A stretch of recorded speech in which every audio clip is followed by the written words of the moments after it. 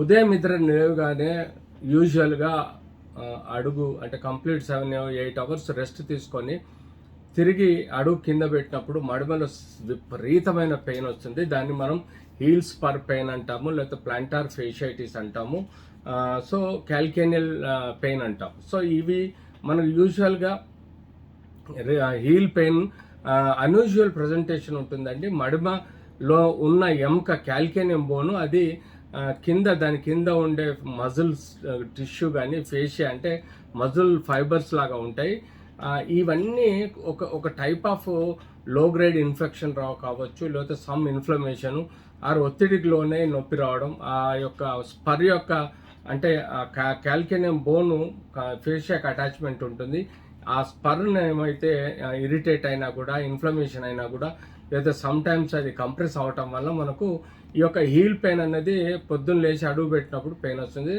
ఆ తర్వాత మెల్లగా పని చేసుకుంటూ పోతే మధ్యాహ్నం కల్లా తగ్గిపోతుంది. దీని అర్థం ఏంటంటే అది ఎండ ఉన్న రోజు తక్కువ ఉంటుంది నొప్పి, ఎండ లేని రోజు చల్లో నొప్పి ఎక్కువ ఉంటుంది. దీని యొక్క పర్టికులర్ క్యారెక్టర్ అండి. సో మనం డే టైం మార్నింగ్ లేచినప్పుడు నొప్పి ఉన్నా మధ్యాహ్నం సాయంత్రం వరకు అది ఎప్పుడైతే మనకు టెంపరేచర్ పెరుగుద్దో ఆటోమేటిక్గా ఈ యొక్క పెయిన్ అంటే దిస్ ఈజ్ ఆల్సో ఒక థర్మల్ థెరపీ లాగా పనిచేస్తుంది. అందుకనే ఫిజియోథెరపీలో దీన్ని స్పెసిఫిక్గా షార్ట్ వేవ్ డయాథర్మీ కానీ లేకపోతే ఇతర పరికరాల ద్వారా హీట్ జనరేట్ చేసి ట్రీట్ చేస్తారు. సో హీల్ స్పర్ కానీ లేకపోతే క్యాల్కేనియల్ స్పర్ కానీ అన్నీ ఒకటే నేము. సో దీనికి సంబంధించిన ఎక్స్రే ఒకటి ఏపీలాటరల్ తీసుకొని ఎముక దాని యొక్క రిలేషన్స్ కండరం యొక్క రిలేషన్ చూసుకోవాలి. క్రాక్స్ ఎక్కువ హీల్లో ఉంటే దాని ద్వారా ఇన్ఫెక్షన్స్ వచ్చే ఆస్కారం కూడా ఉంటుంది. అంతేకాకుండా ఆయనకు చలికాలంలో కాళ్ళు చలి నీళ్ళకు తగిలినప్పుడు కూడా సివియర్ పెయిన్ వస్తుంది. సో యూజువల్గా ఎర్లీ